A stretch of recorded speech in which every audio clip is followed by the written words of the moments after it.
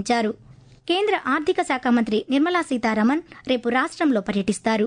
అమరావతిలో 12 బ్యాంకుల రాష్ట్ర ప్రధాన కార్యాలయాల నిర్మాణానికి కేంద్ర మంత్రి నిర్మలా సీతారామన్, ముఖ్యమంత్రి నారా చంద్రబాబు నాయుడు శంకుస్థాపన చేస్తారని ప్రభుత్వ వర్గాలు తెలిపాయి.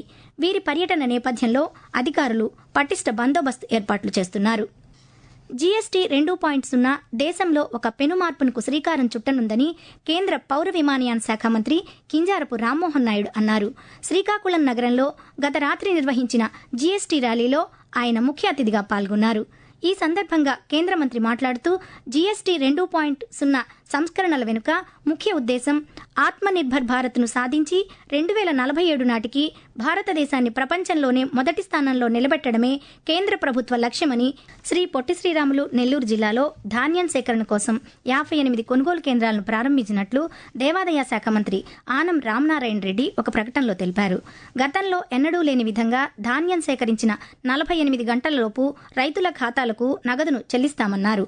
ఈ ధాన్యం కొనుగోలు కేంద్రాలను ఉపయోగించుకోవాలని ఆయన రైతులను కోరారు. ప్రాథమిక ఆరోగ్య కేంద్రాల్లో పనిచేస్తున్న వైద్యుల డిమాండ్లను పరిష్కరించేందుకు ప్రభుత్వం సుముఖంగా ఉందని రాష్ట్ర వైద్య ఆరోగ్య శాఖ మంత్రి వై సత్యకుమార్ యాదవ్ తెలిపారు. ఆమోదయోగ్యమైన డిమాండ్లను ముఖ్యమంత్రి దృష్టికి తీసుకువెళ్లి తగిన నిర్ణయాన్ని తీసుకుంటామన్నారు. గుంటూరు జిల్లా మంగళగిరిలోని క్యాంప్ కార్యాలయంలో వైద్య ఆరోగ్య శాఖ ఉన్నతాధికారులు, వివిధ విభాగాలకు చెందిన అధికారులతో నిన్న సమావేశాన్ని నిర్వహించి పరిస్థితిని సమీక్షించారు. ఐటీఐ పరీక్షల్లో జాతీయ స్థాయిలో ప్రతిభ కనబరిచిన విద్యార్థులను రాష్ట్ర విద్యాశాఖ మంత్రి నారా లోకేష్ అభినందించారు. ఈ పరీక్షలో వివిధ ట్రేడ్లకు చెందిన 17 మంది రాష్ట్ర విద్యార్థులు జాతీయ స్థాయిలో టాప్ ర్యాంకులు సాధించారని పేర్కొన్నారు. ఢిల్లీలోని విజ్ఞాన్ భవన్లో నిన్న నిర్వహించిన కౌశల్ దీక్షాత్ సమారోహ్ వేడుకల్లో ప్రధానమంత్రి నరేంద్ర మోదీ నుంచి విద్యార్థులు పి మధులత, డి వందన, ఎస్ యామిని వరలక్ష్మి ధృవీకరణ పత్రాలు అందుకున్నట్లు వెల్లడించారు. దేశ విదేశీ కంపెనీలతో కలిసి విద్యార్థుల్లో నైపుణ్యం పెంపొందించేందుకు కృషి చేస్తామని అన్నారు. దేశ ప్రజానికానికి సామాజిక న్యాయం, సాధికారత సాధనకు అంబేద్కర్, పూలే చూపిన మార్గాలు చైతన్యానికి దోహదపడతాయని కేంద్ర సాంఘిక న్యాయ సాధికారత శాఖ మంత్రి రామ్దాస్ అథ్వాలే అన్నారు. తిరుపతిలో doctor BR Ambedkar Jyotirao Phule foundation నూతన కార్యాలయాన్ని కేంద్ర మంత్రి నిన్న ప్రారంభించారు.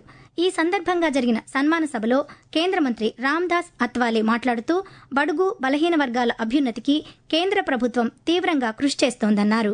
ముఖ్యంగా అణగారిన వర్గాలను చైతన్యవంతులను చేసి వారిని సామాజికంగా, ఆర్థికంగా నిలబెట్టే ఎన్నో పథకాలను కేంద్ర ప్రభుత్వం తీసుకొచ్చిందని వివరించారు. నెరవేర్చాల్సిన హామీలు, ప్రధాన సమస్యలను తన దృష్టికి తీసుకురావాలని ఉప ముఖ్యమంత్రి K Pawan Kalyan party parliament శాసనసభ్యులకు సూచించారు. గుంటూరు జిల్లా మంగళగిరిలోని జనసేన పార్టీ కేంద్ర కార్యాలయంలో పార్టీ శాసనసభాపక్ష సమావేశం నిన్న నిర్వహించారు. ఈ సందర్భంగా పవన్ కళ్యాణ్ మాట్లాడుతూ సభ్యులు ఎక్కడా ఎలాంటి విమర్శలు రాకుండా జాగ్రత్త వహించాలని తెలిపారు. త్వరలో జిల్లాల పర్యటనలు చేయనున్నట్లు పవన్ కళ్యాణ్ వెల్లడించారు. జీఎస్టీ తగ్గింపుతో ప్రతి కుటుంబానికి 15,000 ఆదా అవుతోందని జలవనరుల శాఖ మంత్రి నిమ్మల రామానాయుడు అన్నారు. పశ్చిమ గోదావరి జిల్లా పాలకొల్లులో గత రాత్రి జరిగిన కార్యక్రమంలో 29 మందికి ముఖ్యమంత్రి సహాయ నిధి చెక్కులను మంత్రి అందజేశారు. మరోవైపు విజయవాడలోని గురునానక్ కాలనీ ఎన్టీఆర్ భవన్లో పార్లమెంట్ సభ్యులు కేశినేని శివనాథ్ 42 మంది లబ్దిదారులకు ముఖ్యమంత్రి సహాయ నిధి చెక్కులను ఈరోజు అందజేశారు. ఈ చెక్కులు కేవలం ఆర్థిక సహాయం మాత్రమే కాదని కష్టకాలంలో కుటుంబాలకు కొత్త జీవితం అందించేందుకు అండగా నిలుస్తాయని విజయనగరం ఉత్సవాలు ఈ రోజు నుంచి ప్రారంభమయ్యాయి. నగరంలోని పైడితల్లి ఆలయం ఎదురుగా ఏర్పాటు చేసిన వేదికపై హోంశాఖ మంత్రి అనిత, సూక్ష్మ, చిన్న, మధ్య తరహా పరిశ్రమల శాఖ మంత్రి కొండపల్లి శ్రీనివాస్ జెండా ఊపి ఉత్సవాలను ప్రారంభించారు. ఉత్సవాల్లో భాగంగా వివిధ సాంస్కృతిక ప్రదర్శనలతో ర్యాలీ నిర్వహించారు. ఉత్సవాల ప్రారంభానికి ముందు పైడితల్లి అమ్మవారిని మంత్రులు, శాసనసభ్యులు, అధికారులు దర్శించుకున్నారు. ఆంధ్ర యువ సంకల్ప్ 2025 అంబాసిడర్ డిజిటల్ మారథాన్లో పాల్గొనేందుకు పేర్లను నమోదు చేసుకునే గడువును ఈ నెల 15వ తేదీ వరకు పొడిగించినట్లు శ్రీ పొట్టి శ్రీరాములు నెల్లూరు జిల్లా యువజన సర్వీసుల శాఖ జిల్లా ముఖ్య కార్యనిర్వహణాధికారి నాగేశ్వరరావు తెలిపారు. ఆసక్తి ఉన్న విద్యార్థులు, యువకులు తమ పేర్లను నమోదు చేసుకోవాలని ఆయన ఒక ప్రకటనలో కోరారు. వికసిత్ భారత్ 2047లో యువతను భాగస్వాములుగా చేసే లక్ష్యంతో ఈ కార్యక్రమం నిర్వహిస్తున్నట్లు చెప్పారు.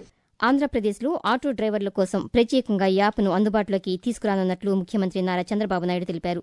ఆటో డ్రైవర్లు ఆధునిక సాంకేతికతను అందిపుచ్చుకోవాలని సూచించారు. ఆటో డ్రైవర్ల సేవలో పథకాన్ని విజయవాడలో ముఖ్యమంత్రి నిన్న ప్రారంభించారు. ఏడాదికి 15,000 రూపాయల చొప్పున ఆర్థిక సాయాన్ని 2,90,669 మంది డ్రైవర్లకు కలిపి మొత్తం 436 కోట్ల రూపాయలను వారి ఖాతాల్లో ప్రభుత్వం జమ చేసింది. స్వస్థనారి సశక్త్ పరివార్ అభియాన్ నినాదంతో రాష్ట్రంలో గత నెల 15 నుంచి ఈ నెల 2వ తేదీ వరకు నిర్వహించిన ప్రత్యేక వైద్య శిబిరాల్లో 57,11,000 మంది మహిళలు, చిన్నారులు వైద్య సేవలు పొందారని ఆంధ్రప్రదేశ్ రాష్ట్ర వైద్య ఆరోగ్య శాఖ మంత్రి వై సత్యకుమార్ యాదవ్ తెలిపారు. కేంద్ర ప్రభుత్వం పిలుపు మేరకు 26 జిల్లాల్లో 25,192 వైద్య శిబిరాలు నిర్వహించినట్లు మంత్రి ఒక ప్రకటనలో తెలిపారు. ప్రధానమంత్రి నరేంద్ర మోదీ పేదల అభ్యున్నతి, మహిళల ఆరోగ్యంపై ప్రత్యేక దృష్టి సారించి దేశవ్యాప్తంగా అన్ని రాష్ట్రాలు, కేంద్రపాలిత ప్రాంతాల్లో ఏకకాలంలో ఈ వైద్య శిబిరాలను నిర్వహించారని పేర్కొన్నారు.